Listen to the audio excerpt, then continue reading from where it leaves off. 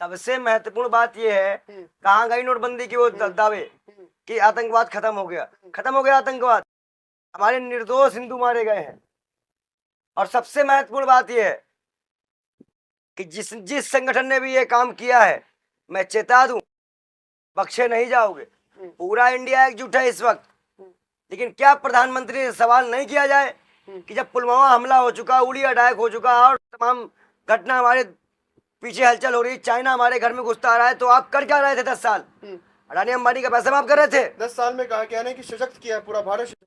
तो हमला कैसे हो गया? फिर सवाल तो ये भी है। सिर्फ कंगना जैसे लोगों ने बयान दे दिया, उसी को मीडिया दिखा रही थी।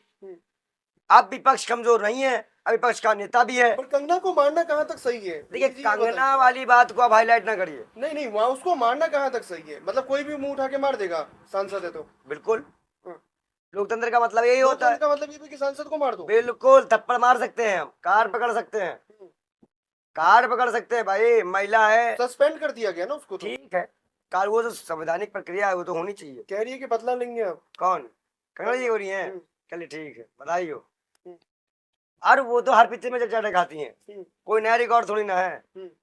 तो ठीक है, होता है, पिक्चर में हो गया, रियल लाइफ में हो गया, कोई बड़ी बात नहीं है। ये जो अभी अटैक हुआ है अभी जम्मू कश्मीर के अंदर 82 के अंदर, ये आप बताइए कि जिस तरीके से प्रधानमंत्री मोदी जी 10 सालों में दावे किए हैं, भाई कहाँ गया? अगर कश्मीर में 370 लागू हो गया, लोग अच्छे हो गए, तो हमला कैसे हो रहा है? इसका मतलब प्रधानमंत्री झूठ बोल रहे थे, क्योंकि IASI एजेंट RSS का मेंबर ही निकला था। कैसे निकला था? कुछ भी बोल रहे हैं। नहीं, इसका प्रूफ भी है, हमने कई बार इसका संदर्भ भी उठाया है। और जो पुलवामा हमले की साजिश में मामले में थे, वो भाजपा के वहां के सदस्य बन गए थे, कश्मीर में भाजपा के। और सबसे महत्वपूर्ण बात यह है कि आज भी आप देखिए, इस वक्त भी देश में नई सरकार गठन हो गया, उधर हमला हो गया। प्रधानमंत्री को फुर्सत नहीं है श्रद्धालुओं को एक ट्वीट कर सके, एक बात कह सके। और बीजेपी तो कह रही है शपथ ग्रहण में अभी वो है, बिजी है। कितना शपथ करोगे? टूटी हुई फूटी हुई सरकार है, कितना ही बैसाखियों की सरकार है। लेकिन हम इस बात को दावे से कह सकते हैं कि सरकार बनने के बाद संसद में जो होगा वो देखने लायक होगा। 5 साल चलाएंगे सरकार, बढ़िया से चलेगी सरकार, मस्त चलेगी सरकार। बधाई हो। एक भी मुस्लिम मंत्री नहीं दिए हो चंद्रबाबू नायडू और नीतीश कुमार को। बिहार और आंध्र के चुनाव में समझ में आ जाएगा। एक भी मुस्लिम मंत्री नहीं दिए हो आप, और 4 आरक्षण देने की बात कर रहे हो। अभी टकराव भी होगा। क्या है अगर सरकार चला रही है 5 साल? मैं ये नहीं कह रहा हूँ आपको, फिर तुम वही बात कर रहे हो। हम तुमसे क्या कहना चाह रहे हो, तुम अपनी बहकी बातें क्या कह रहे हो। मैं कह रहा हूँ जो एक मैनिफेस्टो होता है, फिर समझ नहीं पा रहे हो आप। तुम लगता है पत्रकार नहीं हो, गोबर खा लिए हो। मेरा कहने का मतलब जो तीनों का मैनिफेस्टो है, जहाँ धर्म के आधार पे भाजपा आरक्षण देने को मना कर रही है, वही मुस्लिम आरक्षण का वादा है चंद्रबाबू नायडू का। 4% मुस्लिमों को 1 लाख रुपए और देने का वादा है।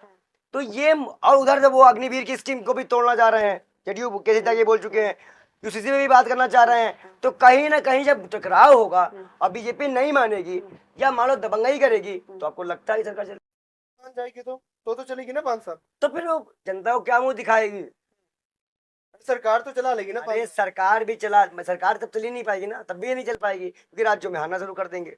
अभी सरकार बनी नहीं, महाराष्ट्र में हलचल है, समस्या है। इसीलिए मैं कह रहा हूँ कि गठबंधन चलाना बीजेपी को भारी पड़ेगा। सबको मंत्री बांट दिया है, सबको मंत्रालय बांट दिया है, सभी को सभी को खुश कर दिया। एनसीपी बाहर हो गया है। हाँ, सभी को खुश कर दिया। एनसीपी बाहर हो चुका है, एक सांसद और बाहर हो चुका है। वो तो छोटे मोटे हैं ना। नहीं, छोटे मोटे तो खेल कर रहे हैं इस वक्त। ये कमी बड़ी है आपको। चिराग पासवान, आप एक सांसद पे डिपेंड हो। देखो, बकवास करने मत आओ आप। चिराग पासवान को भी दे दिया गया। मैं आपसे एक सवाल तो कर रहा हूँ ना, तुम बीजेपी की गणित बता दो। चलो बताओ, बीजेपी की सरकार कितने अलायंस है, कितने सीट पाए, बताओ गणित। देखिए, मेन की बात नहीं कर रहा हूँ, आप पूरा बताओ। अगर आप पत्रकार या तो फिर सुनो, मैं बताऊं। Shiv Sena, PDP, JDU। तो वही मैं कह रहा हूँ, शिवसेना के विधायक भाग रहे हैं, महाराष्ट्र हलचल में आ गई, सरकार गिरने की कवायद चल रही है। शिवसेना के कहाँ भाग रहे हैं? आप कुछ भी बोल रहे हैं। भाई शिंदे ग्रुप के विधायक टच में हैं। अलग बात है। ठीक, वही मैं कह रहा हूँ आपसे कि हलचले हैं।